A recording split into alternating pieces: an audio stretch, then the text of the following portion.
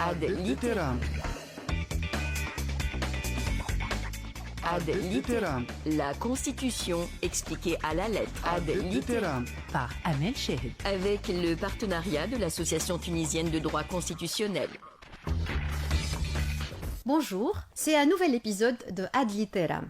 Bonjour professeur Slim Larmeni. Bonjour Amel. Comme nous l'avons annoncé lors de la dernière émission, nous allons continuer avec les articles 1, 2 et 3. Et je voudrais revenir rapidement, si vous le permettez, à ces deux notions d'État et de peuple.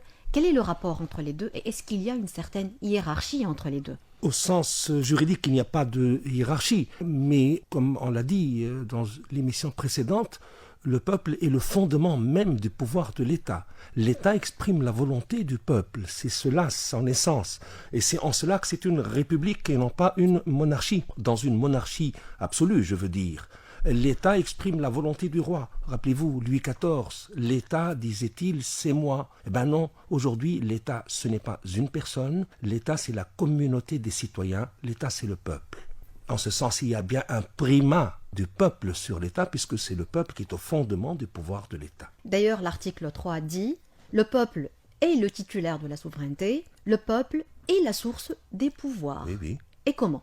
Non seulement l'article 3, mais en cela, et c'est pour cela que nous avons regroupé les trois articles. L'article 2 nous dit également la Tunisie est un État fondé sur la volonté du peuple. Fondé sur la volonté du peuple, source des pouvoirs dans l'article 3, c'est la même idée, l'idée de la souveraineté populaire. Alors, comment est-ce que le peuple exerce sa souveraineté ?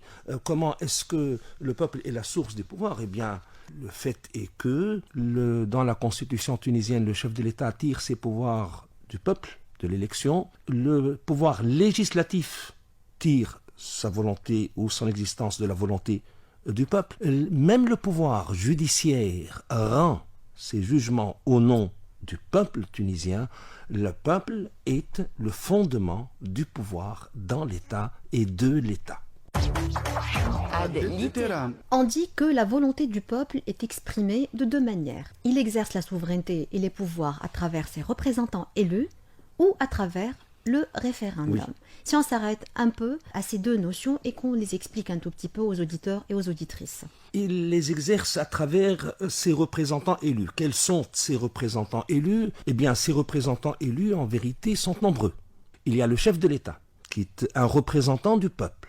Directement élu par le Directement élu par le peuple. Il y a également, évidemment, les députés, qui constituent l'Assemblée des représentants du peuple, c'est-à-dire le Parlement tunisiens qui sont élus, mais il ne faut pas oublier également les élus locaux.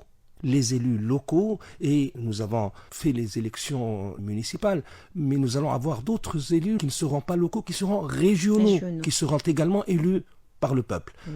Et donc, vous le voyez, le peuple exerce son pouvoir par la voix de ses représentants au niveau local, au niveau régional, au niveau du Parlement et au niveau du chef de l'État lui-même, puisqu'il est élu au suffrage universel. Et je pense que c'est doublement au niveau régional, puisqu'il va y avoir les élections régionales des conseils régionaux, mais à un niveau un peu plus haut, il y a ce qu'on appelle al-aqalim, les sections des districts. Les districts, oui, sauf que les districts ne sont pas élus de manière directe. Donc là, je parlais uniquement des instances élues directement par le peuple, c'est le niveau local et le niveau régional. Les districts sont élus par les élus. Il y a des notions très intéressantes dans ces articles. Tous les trois, je pense, définissent la notion d'État, où la Tunisie est un État. Entre autres, on retrouve un certain renvoi au fondement de l'État tunisien. On dit que l'État tunisien civil est fondé sur la citoyenneté, sur la volonté du peuple, qu'on vient d'expliquer, sur la primauté du droit. Je voudrais m'arrêter avec vous à cette notion de citoyenneté. Qu'est-ce que la citoyenneté ou quels sont les éléments qui nous permettent de définir ce critère de citoyenneté ? La citoyenneté est également le fondement même de l'État. Parce que quand on parle de peuple, on veut dire par peuple la communauté des citoyens. Qu'est-ce qu'un citoyen ? Eh bien, c'est évidemment quelqu'un qui porte la nationalité de l'État, mais ce n'est pas suffisant. Le citoyen est quelqu'un qui participe à la chose publique par son pouvoir d'élire, par également sa participation, parce que la constitution tunisienne, nous l'avons vu, la première émission dans le préambule, est une démocratie participative, nous a-t-on dit, et nous le verrons également plus loin, plus tard dans le chapitre pouvoir local, les modalités de participation des citoyens indépendamment de l'élection. Parce que les citoyens participent évidemment par l'élection, par le référendum, on va y revenir, et par la participation aux instances délibératives, au niveau local notamment, et régional, les citoyens doivent participer à la décision publique. Donc, les ressortissants d'autres pays, les étrangers résidant en Tunisie, ne sont pas couverts par cette notion de citoyenneté. Ne sont pas des citoyens. Nous savons que dans quelques États, ils ne sont pas très nombreux. On permet aux étrangers résidant de manière régulière dans un État de participer aux élections, mais uniquement les élections locales.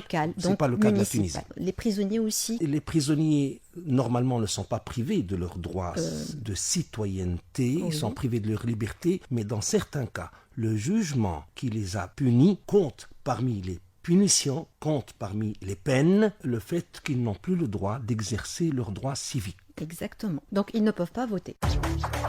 Ad litteram. Est-ce qu'on peut revenir, professeur Slim Larmeni, à la notion de la République et son régime? Qu'est-ce que la République? Quels sont les éléments qui définissent la République? Comment est-ce qu'on peut comprendre aujourd'hui que la Tunisie est une république ou est un régime républicain? Le mot république, son origine est une origine latine, res publica, qui signifie la chose publique. Donc, à l'origine, le mot république était un synonyme du mot État. C'est ainsi que Jean Bodin, au XVIe siècle, avait écrit un livre intitulé « 6 livres sur la République ». Évidemment, il ne parlait pas de la République au sens actuel du terme, mais de la République dans son sens premier, c'est-à-dire l'État. À l'époque, il n'y avait que des monarchies absolues. Oui. Et pourtant, on parlait de république dans le sens de res publica. La république désigne deux choses, en vérité. La république désigne, d'une part, une forme de l'État. C'est une forme du régime de l'État. Ce sont les États où le président est élu au suffrage universel ou même élu par les élus. Donc la République, c'est le contraire du régime héréditaire, tout simplement. Mais la République a un autre sens beaucoup plus fort dans l'expression principe républicain. La République, ce n'est pas uniquement une forme d'élection du chef de l'État, c'est également des principes. Et les principes républicains sont les principes de la démocratie, c'est-à-dire du pluralisme, de l'alternance, des droits humains, etc.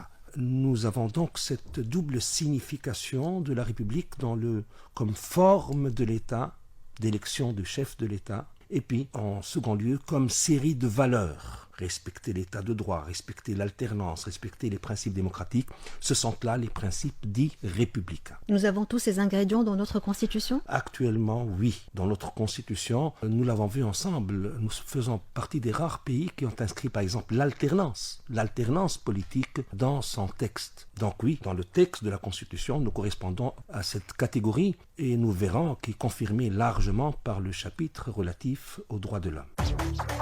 Ad litteram. Ma toute dernière question pour cette émission, professeur Slim Larmeni, pourquoi est-ce que nous avons choisi d'étudier ou d'expliquer les 3 articles ensemble? 1er, 2 et 3. Quel est le rapport entre ces 3 articles? Ces 3 articles, précisément, nous les avons étudiés ensemble parce qu'ils ne peuvent pas être étudiés séparément les uns des autres. Comme le dit la Constitution elle-même, d'ailleurs, dans l'article 146, si mes souvenirs sont bons, la Constitution dispose que les articles doivent être lus les uns avec les autres, de manière à aboutir à une interprétation harmonieuse de ces articles. Et nous l'avons vu ensemble durant ces 3 émissions, que lire les articles 1, 2 et 3 ensemble nous permettait de sortir avec une interprétation harmonieuse, où il n'y a pas de conflit, de contradiction. On n'oppose pas l'article 1 à l'article 2, ni l'article 2 à l'article 1. Nous l'avons vu, cet État dont parle l'article 1er, dont la religion est l'islam, eh bien c'est cet État qui est qualifié d'État civil pour le distinguer à la fois des États laïques et des États religieux. C'est un État dans une situation intermédiaire, manzila bayn al-manzilatayn. Et dans cet État, c'est le peuple qui est souverain. C'est le peuple qui est la source du pouvoir. C'est ce qu'on retrouve dans les articles 2 et 3. Merci infiniment, on est bien d'accord là-dessus. On va revenir dans d'autres émissions et on va se revoir, n'est-ce pas? Avec plaisir. Merci beaucoup. professeur Slim Larmeni, merci aux auditrices et aux auditeurs pour leur attention et à bientôt dans une prochaine émission. Au revoir. Ad litteram par ML Cheikh.